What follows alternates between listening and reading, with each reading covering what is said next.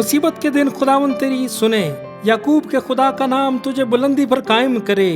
वो मुकद्दस से तेरे लिए कुमक भेजे और सयून से तुझे तकवीयत बख्शे। वो तेरे सब हदियों को याद रखे और तेरी सौख्ती कुर्बानी को कबूल करे। वो तेरे दिल की आरजू भर लाए और तेरी सब मशवरत पूरी करे। हम तेरी निजात पर शादियाना बजाएंगे और अपने खुदा के नाम पर झंडे खड़े करेंगे। खुदावंद तेरी तमाम दरखास्तें पूरी करे। अब मैं जान गया हूँ कि खुदावंद अपने ममसू को बचा लेता है।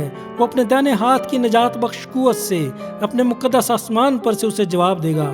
किसी को रथों का और किसी को घोड़ों का भरोसा है, पर हम तो खुदावंद अपने खुदा ही का नाम लेंगे।